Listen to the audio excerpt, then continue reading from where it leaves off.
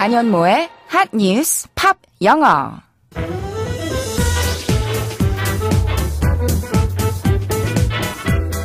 안녕하세요. 안현모입니다.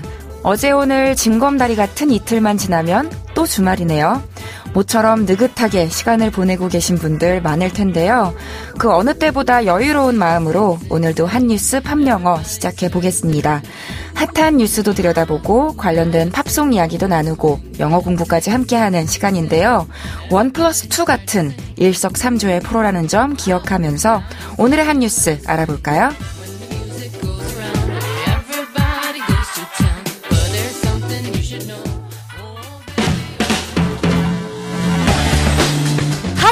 뉴스.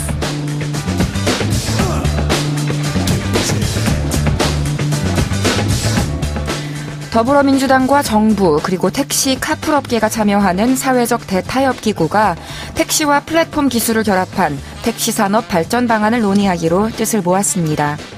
민주당 택시 카풀 태스크포스 전현희 위원장은 국회 브리핑에서 사회적 대타협 기구 2차 회의 결과 이해 당사자들이 이런 내용에 합의했다고 말했습니다. 올해 초 카카오 모빌리티가 럭시라는 카풀 서비스 업체를 인수하면서 카카오 택시로 이어져 있던 카카오와 택시업계의 밀월 관계는 틀어지기 시작했습니다.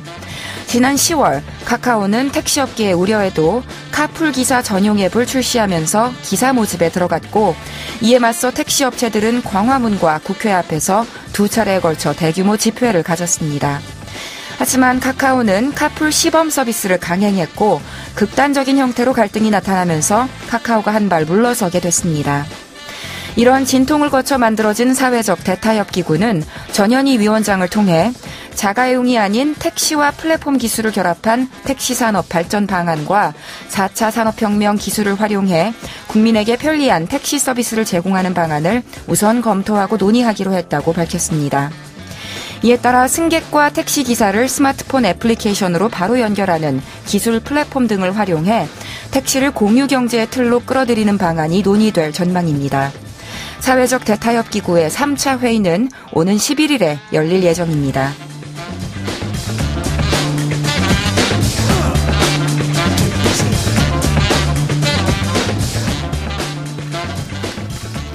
카풀 서비스를 놓고 벌어진 문제로 많은 분들이 힘든 시간을 보내야 했던 것 같습니다.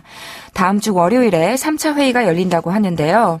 공유 경제의 원래 의도가 살아날 수 있도록 좋은 방안이 나오길 모쪼록 기대해 보겠습니다.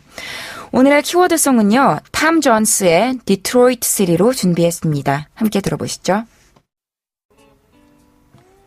탐 존스의 디트로이트 시리 보내드렸습니다. 자가용과 택시, 이 자동차라는 존재가 우리 생활에 얼마나 깊게 들어와 있는지 알 수 있게 해준 게 이번 카풀 논란 아니었나 싶은데요. 미시건주에 있는 디트로이트라는 도시는 바로 미국에서 자동차 산업의 중심지로 불렸던 곳이죠. 1950년대에서 70년대까지 미국 자동차 산업을 이끈 대표적인 지역이었고, 한때는 뉴욕을 위협할 정도로 잘 사는 도시였습니다. 하지만 수입차가 들어오기 시작하면서 디트로이트에 있는 자동차 기업들의 생산력이 떨어지게 됐고, 또 실업자가 늘어나 지역 경제도 휘청거리게 됐죠. 방금 들으신 노래 탐 존스의 디트로이트 시리는 이 디트로이트에 사는 한 노동자의 삶을 노래했습니다. 그럼 이 곡의 가사를 지금부터 더 자세히 살펴볼까요? 팝 영어. 전체적인 내용은요, 돈을 벌기 위해 고향을 떠나 디트로이트로 왔지만 낮에는 자동차 공장에서 일하고 밤에는 바에서 일하며 고향을 그리워한다는 가슴 찡한 내용입니다. 고향에 있는 사람들에게 편지도 써서 붙이는데 그들이 나를 어떻게 생각하고 있을까요? 들어보시죠. Home folks think I am big in Detroit City. Home folks think I am big in Detroit City. 들리셨나요? 해석해보면요. 일단 home folks라고 하면 고향 친구들, 고향 분들이라는 뜻이고요. 그들이 think, 생각한다. 뭐라고? I am big, 내가 크다고. 어디에서? In Detroit City, 디트로이트시에서 라는 문장이었어요. 하나로 합치면 고향 사람들은 내가 디트로이트시에서 꽤 잘된 줄로 생각한다 하는 문장이 되겠습니다. 다시 한번 들어볼까요? Home folks think I'm big in Detroit City. Home folks think I'm big in Detroit City. 들리셨죠? 여기서 I'm big 이라는 표현에 주목해보고 싶은데요. 내가 덩치가 크다라는 뜻도 물론 되겠지만 꽤 성공했다, 잘 나간다의 뜻으로도 쓰일 수 있습니다. 잘 나가는 성공한 스타를 big star라고 하는 것처럼요. 그래서 이런 멋진 격언도 있는데요. If you think you are big, you become small. 만약 당신이 성공했다고 스스로 생각한다면 당신은 작아질, 초라해질 것이고 And if you know you are nothing, you become limitless. 그리고 만약 당신이 아무것도 아니라는 것을 스스로 안다면 당신은 무한해진다라는 뜻이었어요. 맞는 말인 것 같죠? 그리고 또 이 big이라는 형용사는 크기가 큰 말고도 유행하는, 중요한이라는 뜻도 가지는데요. 그래서 예를 들어서 카카오 is big in Korea 하면 한국에서 카카오가 유행이다 라는 문장이 되겠고요. Social media is big in the news business 하시면 뉴스 산업에서 소셜미디어가 중요하다 라는 문장이 됩니다. 마찬가지로 만약에 nightlife is big in town 하시면 이 동네에서는 나이트라이프가 중요하다, 나이트라이프가 핵심이다 라는 문장이 되는 거고요. 자, 그럼 내가 디트로이트에서 대단한 줄로 잘못 아는 고향 친지 친구들에게 주인공이 어떤 마음을 느끼는지 다음으로 알아볼까서 함께 들어볼까요? If only they could read between the lines. If only they could read between the lines. 들리셨나요? 해석해보면요. 우선 문장을 if only라고 시작을 하면 이러이러할 수만 있다면 이라는 뜻인데요.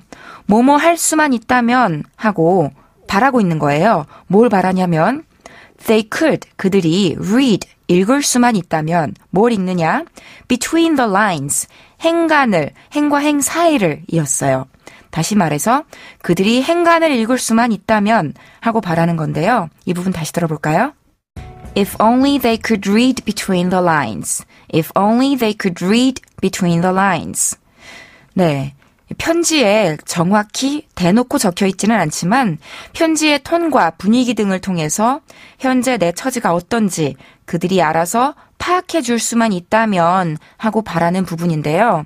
이 between the lines는 라인과 라인 사이를 뜻하니까 줄과 줄 사이, 즉 행간을 뜻하고요. 읽다라는 뜻의 동사 read랑 같이 결합해서 read between the lines, 행간을 읽다, 속뜻을 이해하다, 숨겨진 의도나 감정, 진짜 의미를 제대로 헤아리다 라는 수거로 쓰입니다. 일상에서 매우 흔하게 쓰이는데요. 예를 들어서 You must read between the lines to find out the truth 하면 진실을 알아내기 위해서는 행간을 읽어야 합니다 라는 뜻이 되겠고요. One must read between the lines in her statement 하시면 그녀의 발언에서는 그녀가 말할 때는 행간을 읽어야 한다 라는 뜻이 되겠습니다. 또 만약에 His books are not easy to understand. You have to read between the lines 하시면 그의 책은 알아듣기가 쉽지 않아서 행간을 읽으셔야 합니다. 이런 식으로 해석하실 수 있겠죠. 자, 그럼 오늘 살펴본 표현들 정리하면요. Home folks think I'm big in Detroit City. 고향 친지 친구들은 내가 디트로이트시에서 뭐라도 되는 줄, 상당히 잘 나가는 인물인 줄로 생각합니다. 였고요. If only they could read between the lines 하면 그들이 행간을 읽을 수만 있다면 하는 문장이었습니다. 안여모의 한뉴스 팝영어 오늘은 여기까지고요. 저는 다음 이 시간에 다시 인사드릴게요. 안여모의 한뉴스 팝영어는 YTN 라디오 홈페이지와 팟캐스트에서 다시 들으실 수 있다는 것 아시죠? 편안하고 즐거운 주말 보내세요. 마지막으로 오늘의 키워드송 복습하면서 마치겠습니다. 톰 존스의 Detroit City.